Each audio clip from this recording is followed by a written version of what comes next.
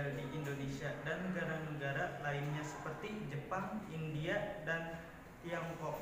Hukum adat adalah hukum asli bangsa Indonesia. Sumber adalah peraturan-peraturan hukum tidak tertulis yang tumbuh dan berkembang dan dipertahankan dengan kesadaran hukum masyarakatnya.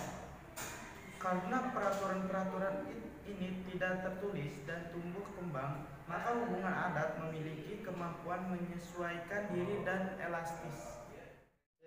Tujuan idealis ilmu untuk masyarakat: menumbuhkan, memelihara, dan mengembangkan rasa suka, cinta, dan bangga terhadap bangsa dan budaya sendiri, menjadi bahan utama dalam pembentukan hukum nasional dengan membuang segi-segi negatifnya dan sesuaikan dengan sistem hukum modern.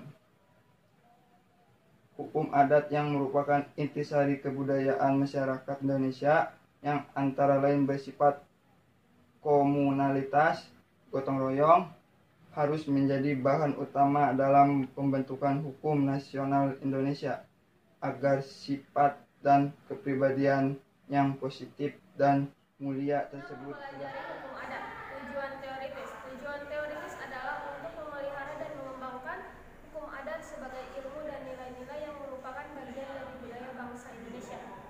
Dalam piagam Yayasan Hukum Adat, antara lain disebut menjamin kekalnya penyelidikan ilmiah terhadap hukum pribumi Hindia Belanda dan bagian-bagian lain dari Nusantara yang tidak terkodifikasi serta memajukan studi mengenai hukum tersebut secara kontinu.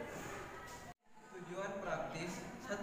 Bagi praktis hukum agar dalam pelaksanaan tugas dan fungsi dapat mempertimbangkan dan menerapkan hukum yang sesuai dengan tuntutan keadilan masyarakat, khususnya dalam kasus-kasus yang berkenaan dengan adat. 2. Bagi pembentuk undang-undang agar dalam pembentukan undang-undang atau peraturan perundang-undangan, perbedaan antara hukum adat dengan adat terletak pada sumber dan bentuknya. Hukum adat bersumber dari alat-alat pengetahuan masyarakat dan tidak tertulis, dan ada juga yang tertulis. Sedangkan adat bersumber dari masyarakat sendiri dan tidak tertulis. Selain itu dikenal pula masyarakat hukum adat, yaitu sekelompok orang yang terikat oleh tatanan hukum adatnya sebagai warga bersama atau suatu persekutuan hukum karena kesamaan tempat tinggal ataupun atas dasar keturunan. Dari HK18B, saya akan mempresentasikan tentang pembinaan hukum nasional. Pembinaan hukum nasional adalah unsur penunjang pelaksanaan tugas pokok Kementerian Hukum dan Hak Asasi Manusia Indonesia yang mempunyai tugas melaksanakan pembinaan dan pengembangan hukum nasional. Dalam menyelenggarakan tugas, pembinaan hukum nasional mempunyai fungsi: 1. Perumusan dan pelaksanaan kebijaksanaan teknis di bidang pembinaan hukum nasional. 2. Perumusan standar, norma, pedoman, kriteria, dan prosedur di bidang pembinaan hukum nasional. 3. Pemberian bimbingan teknis dan evaluasi.